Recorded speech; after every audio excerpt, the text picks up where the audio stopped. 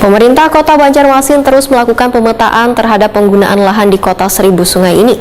Tujuannya untuk menghindari adanya penyalahgunaan, pemanfaatan lahan terutama pada pembangunan, khususnya pada ruang-ruang yang sudah ditetapkan dalam tata ruang wilayah Banjarmasin sesuai peraturan daerah yang berlaku.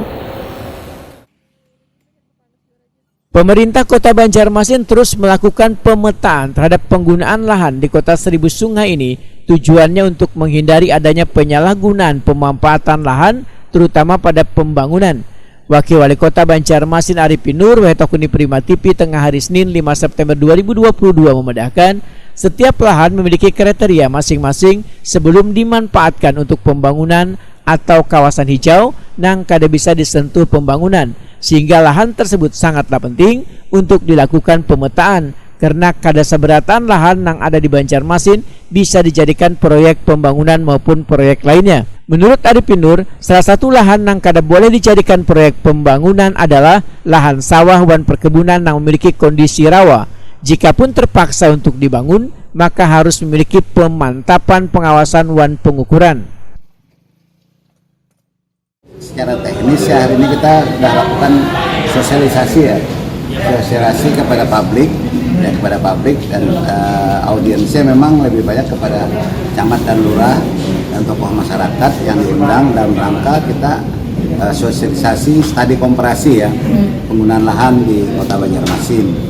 Nah, ini hasil studi yang dilakukan oleh para konsultan yang kita serahkan sesuai tenaga ahlinya melalui kepala bidang tata ruang. Nah, itu untuk kita lakukan pemahaman kepada masyarakat apa saja yang menjadi yang pemenuhan lahan kita. Nah, nanti secara teknis kita lakukan agar masyarakat itu tahu bahwa ini boleh dipakai ini, boleh dipakai ini, boleh dipakai ini, boleh dipakai ini. Nah, itu tata guna lahan namanya. Jadi lahan itu ada, cuma tidak semua kita lakukan. Misalnya ini persawahan, ini perkebunan, ini wilayah hutan misalnya. Nah, itu perlu kita lakukan. Ini wilayah perkantoran, wilayah perumahan, wilayah perdagangan dan jasa. Nah, inilah yang perlu kita lakukan pemetaan terhadap wilayah Kota Banjarmasin. Sehingga nanti dalam langkah persiapan ini kita ada patokan bahwa ini yang perlu dikembangkan, ini yang boleh dibangunkan, ini boleh digunakan. Nah, itulah yang pilah-pilah, sekat-sekat yang kita lakukan.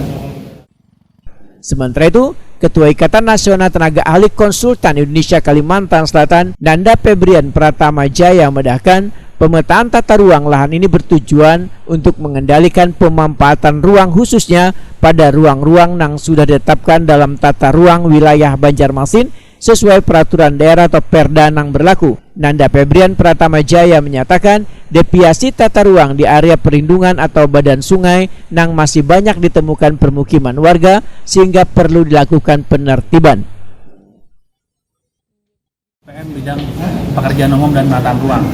Jadi penyusunan studi komparasi ini sebetulnya sudah mandatori atau kewajiban pemerintah daerah dalam melakukan pengendalian pemanfaatan ruang, khususnya ruang-ruang yang sudah ditetapkan di dalam rencana tata ruang wilayah Kota Banjarmasin sesuai Perda ya.